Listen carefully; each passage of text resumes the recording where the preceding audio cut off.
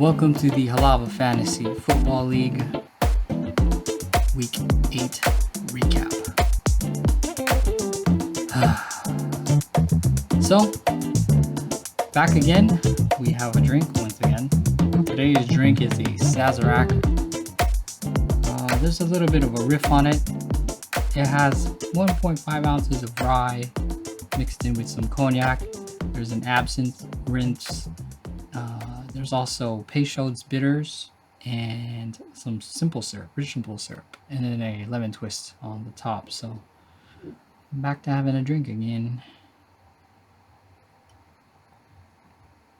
A little bit sweet for me. Maybe I'll dial back the simple syrup because I used rich simple syrup, but oh well, it's still good.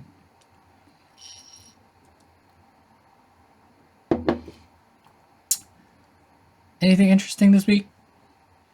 It's football, man.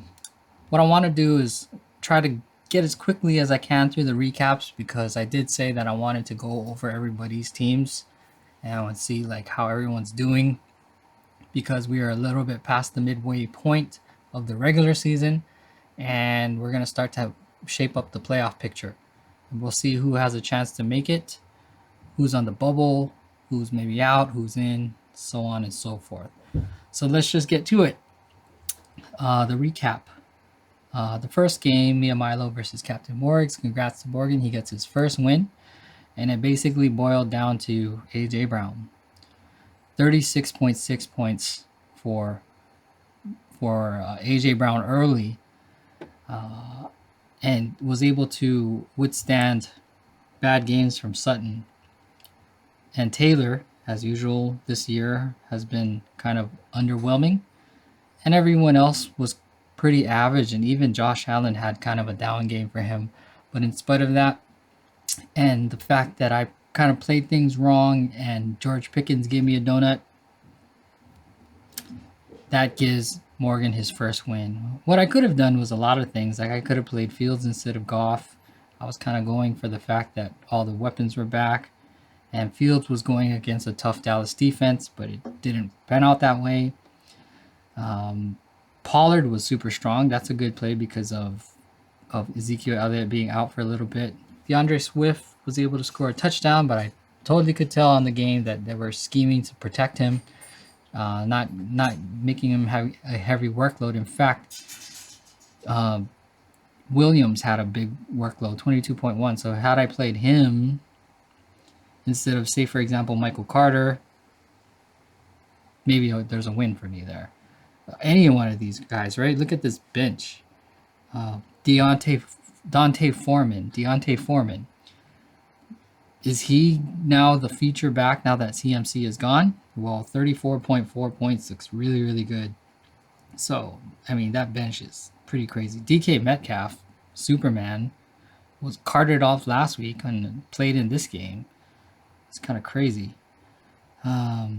Isaiah Likely wasn't on my roster. I just traded for him later on after he had played the Thursday night game. So that was week 1. I mean, that was the first game. The next game is Eric versus Mike B. This was pretty much of a blowout. Mike B only had 74.66 and Eric had 131.86. And Gerald Burrow had a down game today, 18 points. Jalen Waddle had a huge game. A lot of touchdowns for him. Deontay Johnson, 6 points. Dalvin Cook had a strong running game, 24.6. Jacobs kind of coming back down to earth, 7.4. In fact, the Raiders got blanked. Taysom Hill, 8.88. You could have played Pitts, but Pitts has been inconsistent, so that's understandable. But that shows the ceiling that Pitts has. Is he's a pretty talented tight end. And then Nick Chubb. Even though Eckler was RB1 last week, I think it's safe to say that Nick Chubb, barring any injuries, is the number 1 running back this year. It certainly looks that way. Just watching him and then how he's producing stats-wise. And then for Mike B, big game from Tunga Viola. Big brain move, playing him instead of Lamar Jackson because they were playing Detroit. He put up big points all around. McKenzie only 10.58. Tried to go with Van Jefferson. I think you had it was a tough choice, right? Because you had a heavy bye week with everybody out, and then Marquise Brown not playing. But he didn't give you anything. Didn't play. Probably didn't even suit up. Higbee only 2.5. Edmonds only 1.8. On Miami D of only 1.5. And Carlson, again, they got blanked. So really, really hurt Mike B this week. Hopefully, with some of these guys coming back, and especially Eckler, that's his main guy, he can resume back to normal. Next up, Automatic versus Blitz and Rich. Darren didn't have too bad of a game, but Richie's game was insane. Just the scores of Richie's just, I don't know. Nobody beats Richie this week. Darren picks up Stafford, who gets him 19.78. Evans had a decent game, 15.3. Cup, 19.1. Before getting injured late in garbage time. Mostert, 9.12. Who, to me, it looks like the main guy in Miami for Miami's running backs. The only thing is all the points went to the wide receivers in this game. Melvin Gordon, 13.6. So is he the guy? As long as he don't fumble, maybe. Irv Smith, only 4.8. Amari Cooper had a big game today. Amari Cooper threw an interception today, of all things. But he still caught a touchdown, I think, 20.6. Tucker, decent, 9.9. New England D, 9.9. And then on your bench, Elliott was injured. Juju was out. And you had Claypool, who did decent, 10.64. Talk a little bit more about them later. Richie, though, Kyler Murray, big game, 30.34. Your receivers were either average or below average. Godwin gave you 10.5, 6.5. Kamara had a classic Kamara game, 40.1. I think he had the highest point total this week of any player. Dameon Pierce, solid 14.1, giving you a touchdown in garbage time. Dulcich, a nice little pickup there as a rookie tight end, 10.7. And then Etienne, strong running back play by him as he played in London, 26.1. Bullock, 5.4, and Dallas D, 12.3. And on your bench, you had, Chase is hurt. Connor is out. And then everyone outside of Henderson is actually decent. So you have a pretty decent bench right there. So congrats to Richie, highest score of the week. Next up, we have Hurt So Good versus Mediocre Minions. Mike L loses to Jeremy here. And Jeremy managed to do it without having to play defense. So there you go. And this was a heavy bye week for both of these guys. And Jeremy comes out on top. Jalen Hurts continues to be a strong quarterback. Wan'Dale Robinson only 2.5. Curtis Samuel 9.8. Okay running back scores. Actually above average running back scores. Fournette 14.2. Murray 13.8. Otten only 2.5. Damian Harris 7.3. Younghae Koo, big kicking game, 16 points. And a mini D of 11.1. Nothing on your bench really to speak about. James Robinson, he's the guy, right? Maybe he's coming in to take the RB1 job. There's that transition period, right? He has to learn the offense. So the question is still out. So him or Michael Carter, we'll find out. And then for Jeremy, Garoppolo only 19.9, even though you had to bench Herbert, who hasn't been the best this year. Pittman, okay, 8.8. Diggs had a good game, 19.9. Derrick Henry had a huge game, 38.5. Singletary, 10.2. Hawkinson, 9.5. Lockett had a decent game, 13.8. And Suckup, 11.2. On your bench, Dubs had kind of a little bit of a breakout game for him. This rookie had 14.2. enough to give Jeremy this win, even without a defense. Daddy Dandy Melchor versus James Swag Team. Whew. Gary had 115.12. Now I'm kind of wondering, what's the margin of error between James and Gary, and you sub in 38 points from Derrick Henry? Say no more. Okay, Gary had 27.28 from Kirk Cousins, which is pretty good. Adams only had 0.8. Again, Raiders was a black hole this weekend. Moore had a big game, 24.6. Jones kind of has some separation from Dillon, and then you also bench Dillon, so good move there, 19.7. Ramondre Stevenson is picking up, 19.4. Mark Andrews kind of trending down. I don't know if it's because he's hurt, 4.8. Gabe Davis only 4.5. Elliott, the kicker, only 5. What was that? Only like extra points. And then Denver D only 7.7. Daniel Jones gave James only 11.3 points, and Brian Robinson only had 2.8, but he had big games from everybody else. Tyreek Hill had a huge game, 25.5, 25.6. DeAndre Hopkins, 27.9. So it's looking like he was the missing piece there. And Kittle coming on, 11.4, 17.1 by Brandon Ayuk. And brand new running back Christian McCaffrey. Big time game. He had 38.16. And he did something that I don't know when the last time this has ever happened, but he had the Triple Crown. He threw a touchdown pass, he caught a touchdown pass, and he ran a touchdown pass in. So a really big game for him. It was projected to have only 18 points, but he had 38 points. It would really be nice for Gary if he had Derrick Henry's 38 points to go up against him. And then on the bench, the ones most notable to me, Algier had a good 17.4. And for James, CeeDee Lamb, pretty solid, 16.4.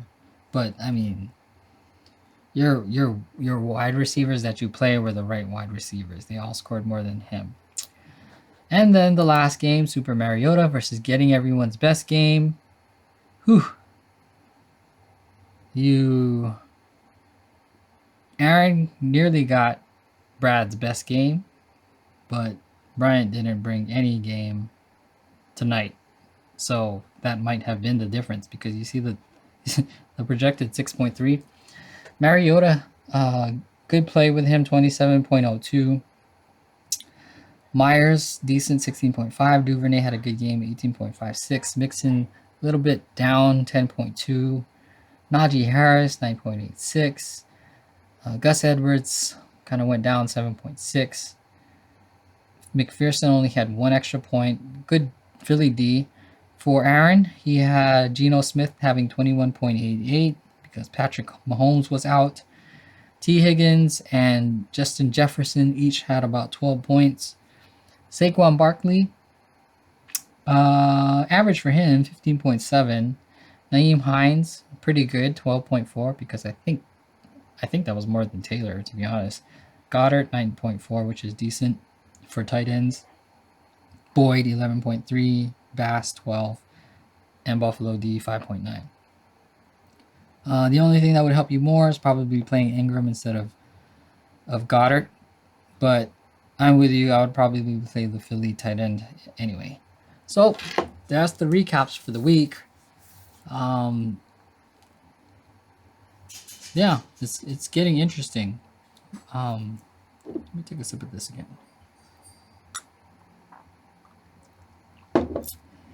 So we'll change gears now. Let's cover everybody's team. And we'll go in order of record, right?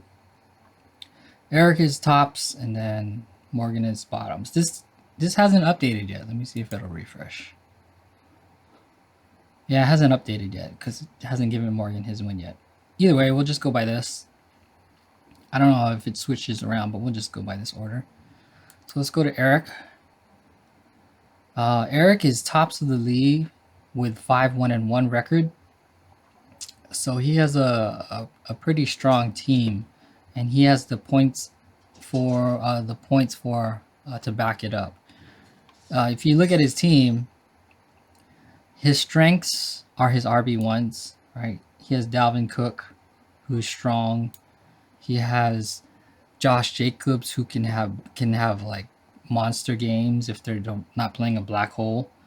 Miles Sanders is pretty decent sometimes. Who's your flex? And Nick Chubb. Nick Chubb is RB1.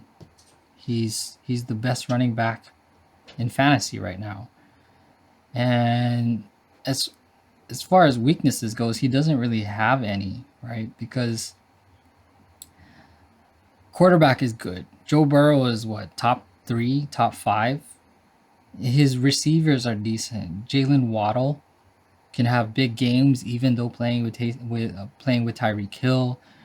Deontay Johnson maybe not the best, only because of the situation, I think, with the transition period to Kenny Pickett, right?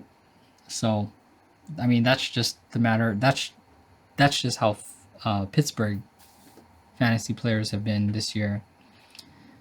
Yeah, so he really has no major weaknesses. So, very possible that he could ride it out and finish in first place, and if not, at least top 3. So Eric is actually in good position and likely to make the playoffs. Next up, we'll take a look at Jeremy's team. You look at Jeremy's team. Jeremy's team started out obviously with the obvious strength was the wide receivers, right? Because when he went on auto pick gave him all like the best receivers. And so he still has a bunch of them. Diggs has been surprisingly good this year. Tyler Lockett has been pretty good. And he even had the luxury of being able to trade Davante Adams to pick Henry. And so that kind of really balanced out his team. Because now that he has Derrick Henry, who has put up a big game like this, and even without the big game, his floor has been high. So that consistency, you're going to find, is one of the most valuable things that you can have in fantasy. And then some of the things that he's waiting for possibly to help his team out is waiting for Cordarrelle Patterson to come off IR. He's a guy who, like, early in the year had 2 20-point games in the first 3 weeks and only 1 single-digit game in the first 4. So if and when he comes back, that's another weapon that he can have. And also some of the other guys who are trending up, right? So Mecole Hardman has more recently been trending up, but you kind of have to see because that roster is a little bit in flux because they've added some people. And then he also has, like, I think, like, Pacheco is another one, right? He's a rookie. Maybe he's a guy. And Dubs is another one who's a rookie that he's kind of waiting to see what happens with him. Has a good chance though, right? Because the wide receivers in Green Bay aren't the strongest. But Dubs, if you're following the Green Bay games, is kind of like the guy that Aaron Rodgers has chosen, and you can see not just that he's targeting him, but he's frustrated when he doesn't make plays because he says, you can get open. I can get you the ball. You just have to catch it. So he's another guy that he can wait for. And then, so as far as weaknesses for Jeremy's team, maybe like quarterback, because Justin Herbert was an elite quarterback last year. But if you look at his numbers this year, they've been kind of pedestrian. And that's not really an indictment on Jeremy, because that's how it's been for most quarterbacks, I think, this year. Just like tight end, quarterbacks have been, you have like 3 really good ones and everyone else is either average or trash. So What are you gonna do? And then I would say he doesn't have the deepest of benches, only because a lot of these guys are guys he's hoping kind of picks up, and they're either young. Like Olave is another rookie wide receiver that he's waiting for to get healthy. I mean, he came back and played, and he was their best receiver for a while, but we'll see going forward. Okay, next up, Automatic Tuck. So Darren is ranked third as of last week. Did he? I think he lost this week though, so I don't know if his position changes. But his strengths are in his wide receivers. He has Amari Cooper Cup, Mike Evans can have big games, right? He had a 26-point game, and then outside of some single digit and donut, they go with the team's success, right? So Tampa Bay hasn't been as dominant as they were last year, but he can have those big games. But anyways, his receivers are pretty strong, and he has decent RB1s. Not elite. I wouldn't say elite RB1s. So I like looking at Ezekiel Elliott and Raheem Mostert. They're not elite RB1s, but that might be a blessing in disguise, only because by not having a heavy workload, they're more likely to stay healthy. I mean, Ezekiel Elliott is hurt, but he'll come back sooner or later. And even Jerry Jones had said when he comes back, he's going to play. So at least you have consistency from your running back position. Your weaknesses, probably quarterback. Again, just like we were talking about Tampa Bay, some of these teams that were historically good or strong, not so good this year. So Matt Stafford and Derek Carr, who were better, aren't the best quarterbacks. So that's probably your biggest weakness. What you're waiting for as far as how to maybe you can improve and get better. Juju, maybe like we said with Kansas City, their offensive situation is in flux outside of Travis Kelce, losing Tyreek Hill, CEH not performing as a first rounder like he was drafted, kind of puts, it's an open competition to see who can pop out. So maybe Juju can pop out for some reason. I don't know. Same with Claypool. They're in flux there, but he had a pretty decent game, and they're kind of coming on a little bit. And what else did you have? And OBJ is one that you're banking on. He's gonna jump on probably a contender soon. I think early talks was him either going back to the Rams or going to Green Bay, but both teams have been kind of like mediocre to bad, right? So that might change, and like maybe send Beckham to somewhere where they're just going nuts, right? Imagine sending him to the Bills or somewhere else. Then that really, really changes, and that's a possible home run hit for Darren. So that's actually a pretty good sneaky stash there. So next up, let's go to Aaron. Getting everyone's best game, and that's pretty accurate, right? Because his total points is 914.8. He's like blowing everybody out the water, but his record doesn't really match. So he's actually better than his record is. So if I'm you, Aaron, I'm not really worrying too much. As long as you stay healthy, that's the thing. Your strengths to me is your balance. You have at least one elite player at each position, right? So at quarterback, you have Patrick Mahomes. And to me, you have an elite backup with Geno Smith. And then you have Justin Jefferson, who's elite, and Saquon Barkley, who's elite this year. So for Aaron, him too, he has no real major weaknesses going forward. And his bench is actually pretty okay. Sneaky pickup taking Evan Ingram. to back up Dallas Goddard. I would have played Goddard too, like I said earlier, but Ingram had 13.5 points. Like we said, CEH has been kind of average if you look at his points. Only one 20-point. Oh, actually, two 20-point games, but then kind of fell off the last 3 weeks prior to the bye. He is waiting for Kyren Williams. Possible answer. I wouldn't hold my breath with Kyren Williams, but you never know, right? Because it's not like Darrell Henderson has ran away with things, and also Cam Akers has been just like sidelined indefinitely until they can trade him out. But as far as, again, scouting running backs, I was not as high on Kyren Williams strictly because of his measurables. If I remember correctly, his like 40 time and everything, his measurables were just not as good as some of the other ones. So I didn't think he had the athletic profile. But you never know. I mean, there are running backs who did not test well but turned out to be elite. I mean, everyone's favorite one is Jerry Rice. He's the greatest receiver ever. But I don't know. He's not like an athletic freak. He's no DK Metcalf. Okay. So as far as these guys, they all have a really good chance. Eric, Jeremy, Darren, and Aaron to stay up there.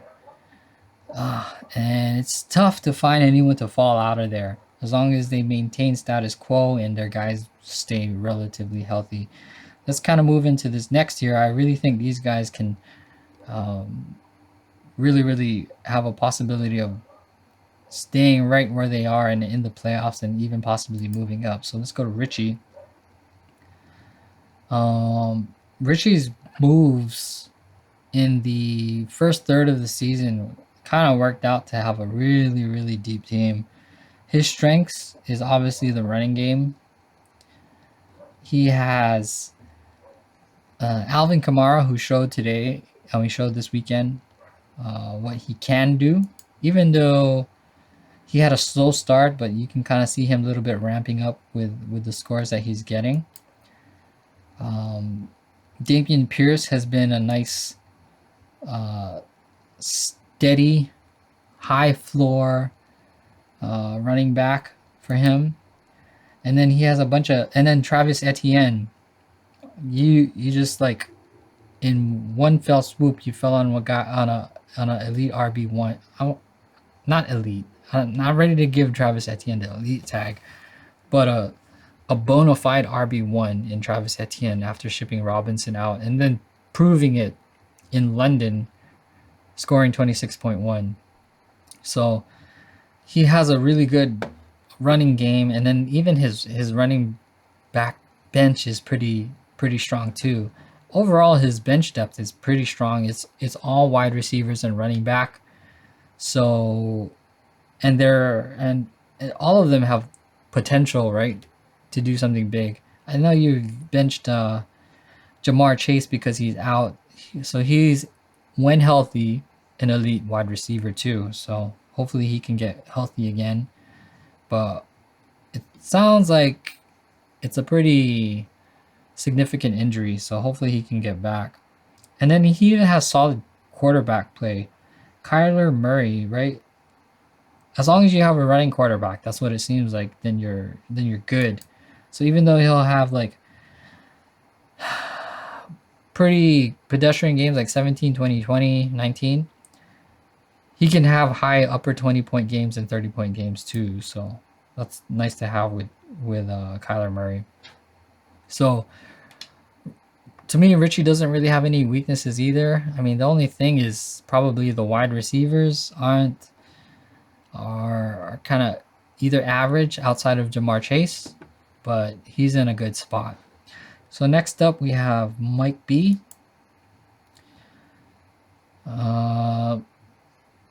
Mike's strengths probably lie in his quarterbacks because he does have Lamar Jackson, and Tua Tagovailoa is probably a sneaky good pick. If you can stick with Tua Tagovailoa through the concussions and injuries, he has weapons.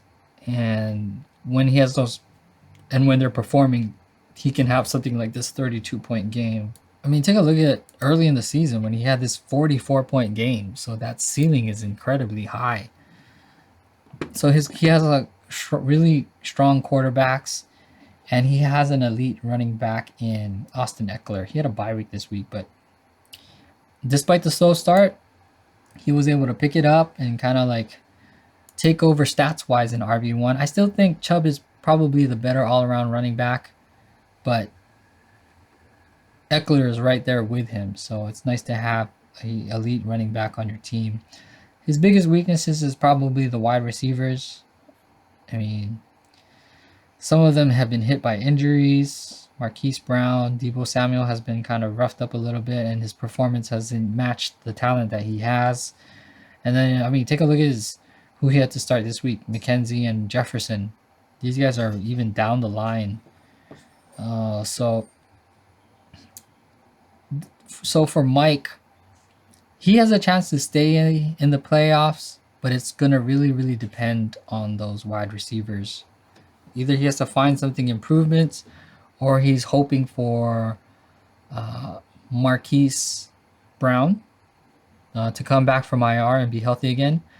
That's kind of a risky proposition, only because Hopkins looks like a baller. And then also waiting for Darren Waller to get healthy again. I mean, he's one of the more elite tight ends in the league. In general, tight ends haven't been good this year, but if you can have one, then they can make up for maybe deficiencies from the wide receiver spot.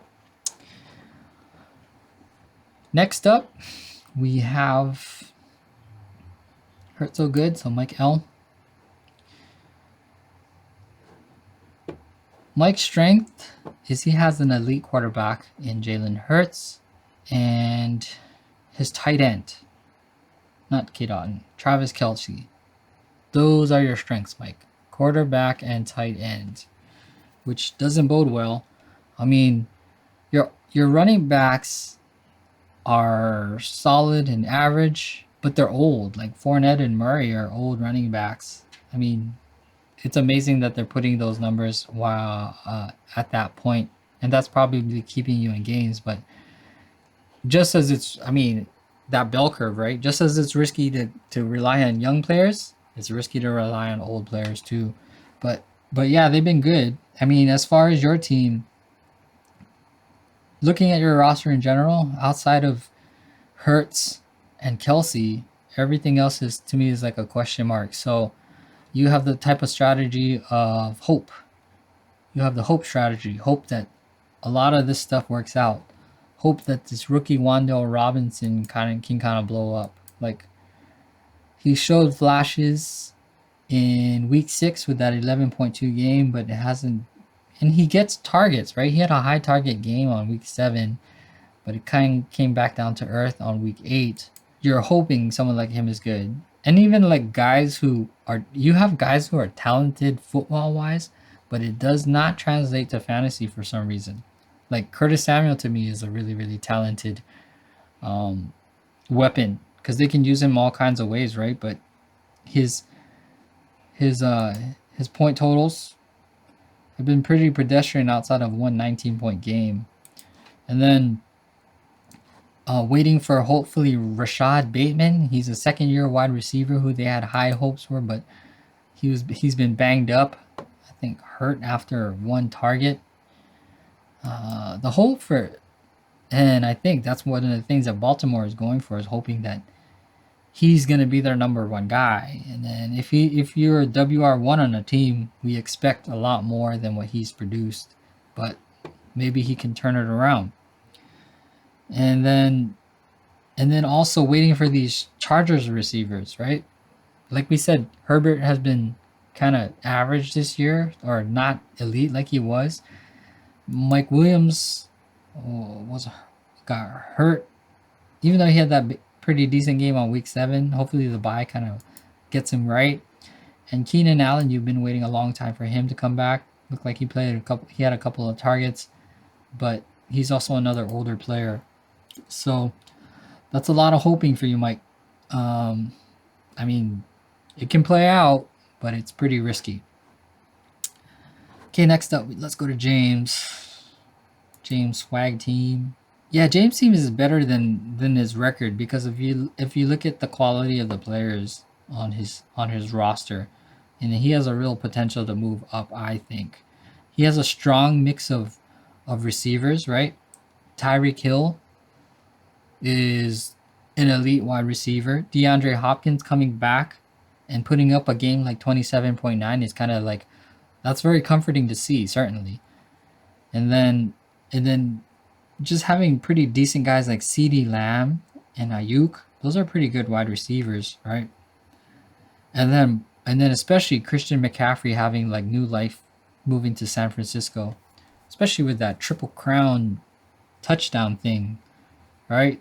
So he's gonna be a very valuable weapon for them, and he's the guy who they want to use to try to make a Super Bowl run. So yeah, pretty good team. Your weaknesses is you don't have you don't have much running backs after Christian McCaffrey. Brian Robinson has a high floor only because of the amount of carries he's permitted, but doesn't have the talent to push it over the top. And then you have guys like Alexander Madison, who's in RB2 or RB3, depending. Elijah Mitchell, you have who's on IR, who's kind of bumped down even more from CMC coming in. And then we're waiting for like Sky Moore to potentially break out. Like we talked about earlier, the Kansas City wide receivers and running backs have been in flux, and we're just waiting for something to break out, which is, I mean, it's a luxury for them because they've been pretty successful as a team. But if they can define roles for the players, then that'll really help everybody else in fantasy when they can lock down an RB1, an RB2, wide receiver 1, wide receiver 2. If you can figure that out, that'll provide clarity for fantasy. So yeah, James' team is actually pretty good, especially now that Christian McCaffrey is where he is. And then guys like George Kittle, who's kind of coming on, right? Like, look at this. In the beginning, nothing. 4 points, 3 points, 6 points. And then double-digit games, 12, 18, 11. And double digits for a tight end is pretty amazing. So pretty positive looking for James going forward. And then there's Gary. Daddy Dandy Melch team. Gary, your strength is you have an elite tight end, Mark Andrews.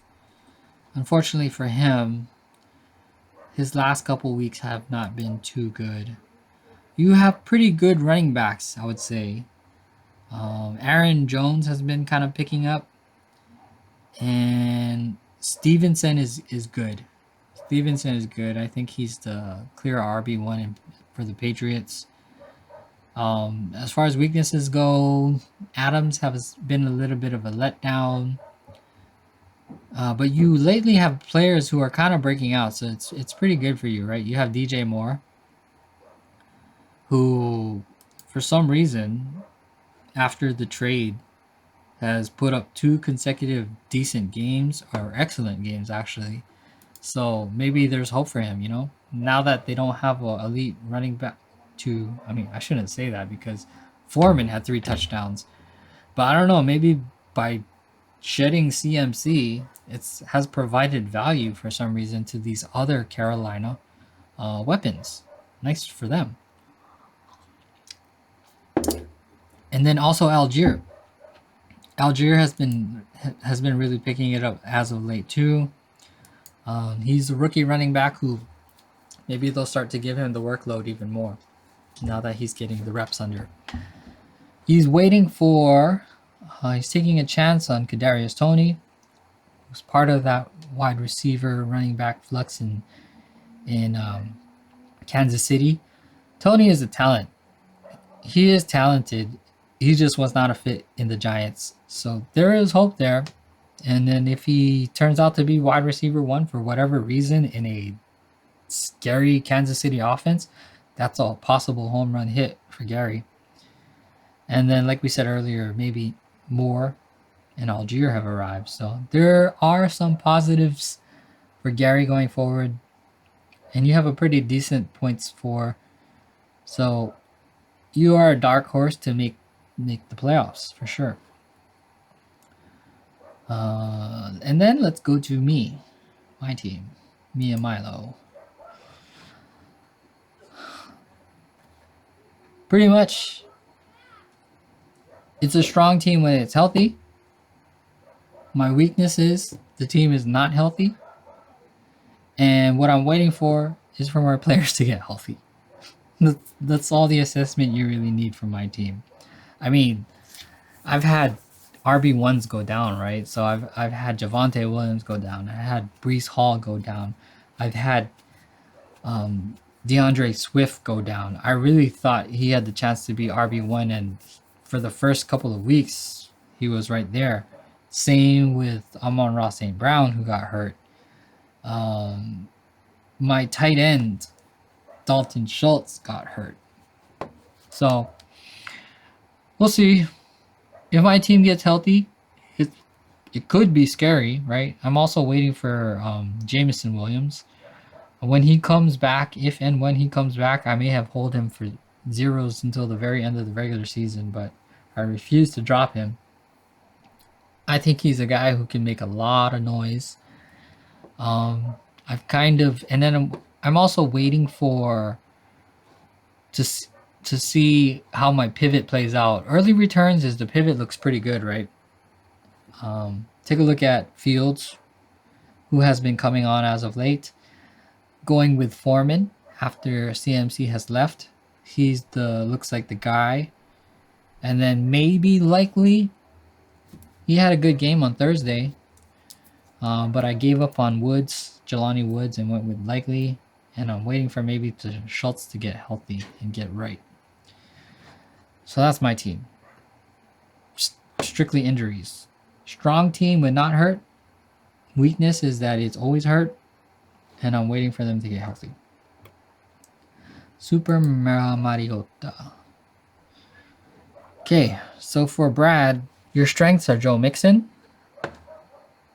and Philly D. That's not saying much. All I can say is what you should do at this time is just show the 2 rings that you have for the past 2 seasons and say, I'm a champion. It's just, I don't know if it's going to work out for you this year. If you look at your team, it's a bunch of high risk reward teams, because you have guys who will have once in a while like these really huge games. Look at this. Myers has 20-point game, but everything else is, I don't know. Look at Duvernay. 20-point game, 15-point game, 18-point game, but then you'll have a 2-point game, 7-point game. Najee Harris has been a little bit of a disappointment this year. It's high risk, high reward. Same with choosing like younger players. I love choosing younger players, and I have to live with that too. If you hit, it's good, but when you have too much, I think, risk, I guess you can think of it in terms of like investing. When you have too much risk, it can backfire really, really bad for you. So that's kind of like what's happened to Brad's team. He has a little bit of hope in the rookies maybe, right? So you have Alec Pierce, who is pretty talented. When I scouted him, he was a guy who always had separation and was always open. You could always beat his man. It's just the quarterback situation has been in flux. You have Garrett Wilson, who a lot of people, I think on most boards, was wide receiver 1, even ahead of Drake London. In fact, Drake London was kind of a surprise. So, I mean, he showed out 14.5 points. So there is a little bit of hope there with him. Hope that maybe Gus Edwards is the guy. It looks like he's questionable. Maybe he got hurt. But he did have a big game last week. And so there's a potential that he secures the RB1 in Baltimore. So there's a little bit of hope there. It's just, man, it's a lot of risk on your team. And it's going to be really, really hard, I think, for Brad to at least make the playoffs. And then we go to the last team, Morgan. Morgan's strengths is his QB1. He picked him second in the second round, Josh Allen, and he's been solid. I think the issue has been everything else, that the way it has played out. See, he has a good QB1, and he has a pretty good backup, and Dak Prescott. That was a sneaky good pickup mid-season while he was injured. AJ Brown is a potential good one, because even though he's had some down games and average games, he's really showed his ceiling here, right? 36.6. He is a talented running back. I mean, a wide receiver. And then Kenneth Walker, possible RB1 for Seattle. Now that he has really nobody to take carries from him. He has this Denver conundrum of having Sutton and Jerry Jeudy, and he either plays them both or he plays one or the other. And then I think what kind of bit him is playing the wrong Denver receiver. Here's one way to hedge your bets by playing both. But it was still enough for you to win. You have decent bench depth just looking at it, right? You know Benjamin is a pretty good, solid backup. I mean, him scoring 22.5 points last week and having a 14-point game. If we'll talk about it a little bit in a bit, but he's pretty solid. Yeah, just you have pretty good bench depth. I think the important thing is to play it right, and it has to kind of boil down to like how you play these receivers and running backs. What you're waiting for is Jonathan Taylor. We don't know what happened to him. He was RB1 last year, and injuries and just a bad Indianapolis team this year, a bad 2022 Indianapolis team, has really tanked him. And I can't blame you, because everyone picked him first overall. So if you had the first overall pick, you're probably cursed to pick him, and that was a tough blow for you. Now, it's going to be tough to improve your teams, I think, as far as what's on the waivers, because the waivers are pretty barren. Now, I'm just talking in general for everybody. But the only real way now, I think, is to like try to secure handcuffs. And then in the case that injuries happen, because they will, maybe you have the handcuff for that injured player, and then you can go forward. So just looking overall, everyone's team, a little bit of an assessment of everybody's team. Top 4 is really strong, I think. Richie too. I should say top 5 is really strong. It's going to be tough to unseat these guys. I think injuries is probably the monkey wrench that will maybe bump somebody down. And then I don't know, Mike L, I think, is probably on the down. Gary's maybe on the down. I think James has a possibility of sneaking in. And then even someone like Morgan has a chance of moving up a little bit. My team is really going to be dependent on health. Because I think like if my guys get healthy, my team gets really scary down the stretch. Especially the fact that by being injured, not playing, and then by playing the second half of the season, they'll be a little bit fresher. But anyways, that's all I really got. There's some funny stuff that happened too, so I hope you enjoy those clips. But yeah, that's it. We're done. Let's go. Bruce Hall injured. 3rd down and 9. Lawrence looking to get out of there from the other side of the field, and he'll just throw that away.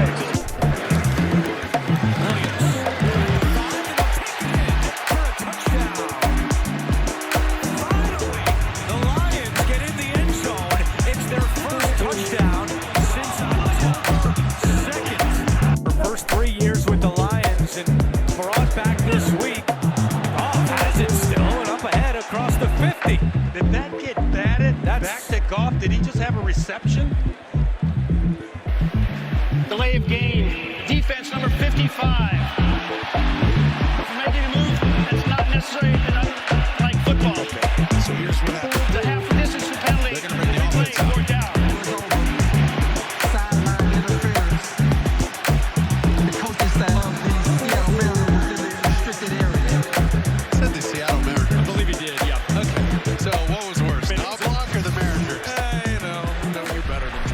so far.